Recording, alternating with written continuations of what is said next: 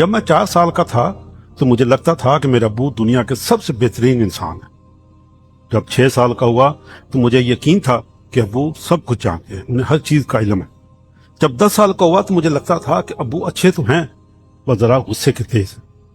جب 12 سال کا ہوا تو سوچا شاید اب ابو پہلے جیسے نہیں رہے۔ جب 14 سال کا ہوا تو ابو مجھے اب بہت پرانے خیالات کے لگنے لگے۔ جب 16 سال کا ہوا تو سوچا ابو کو آج کے دور کا کیا پتا، انہیں کچھ بھی علم نہیں۔ جب 18 سال کا ہوا تو دل میں خیال آیا ابو میں اب برداشت بالکل بھی نہیں رہی۔ اور جب 20 سال کا ہوا تو مجھے یہ لگا کہ ابو کے ساتھ رہنا مشکل ترین کام ہے، اور حیرت ہوتی تھی مجھے امی پہ کہ امی بیچاری کیسے نبھاتی رہی۔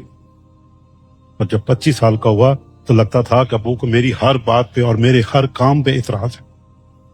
جب 30 سال کا ہوا تو سوچا ابو کے ساتھ اتفاق رائے ناممکن ہے، شاید دادا جان کو بھی ابو سے یہی شکایت رہی ہوگی۔ پھر جب 40 سال کا ہوا تو محسوس ہوا کہ ابو نے ہماری پرورش بہت اصولوں سے کی تھی، اور میں بھی اپنے بچوں کو اب ایسا ہی بنانا چاہتا ہوں۔ جب 45 سال کا ہوا تو بڑا تعجب ہوا کہ ابو نے ہم سب کو کیسے سنبھالا۔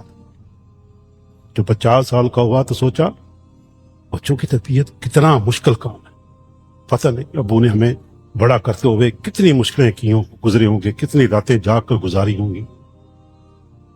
اور جب 55 سال کا ہوا تو احساس ہوا ابو کتنے دانا ذہین اور کتنے سمجھدار انسان۔ اور جب 60 سال کا ہوا تو دل سے نکلا ابو واقعی سب سے اچھے۔ دوستو 56 سال لگ گئے، لیکن زندگی نے گھما کے وہیں لا کھڑا کیا جہاں سے سفر شروع ہوا تھا، کہ میرے ابو سب سے بہترین ہیں۔ دوستو آئیے، جب تک ہمارے ماں باپ زندہ ہیں ان سے محبت کریں، ان کی خدمت کریں، دل دکھانے والے نہ پڑیں۔ یہ وقت بہت بے رحم ہے، کل کو صرف یادیں رہ جائیں گی۔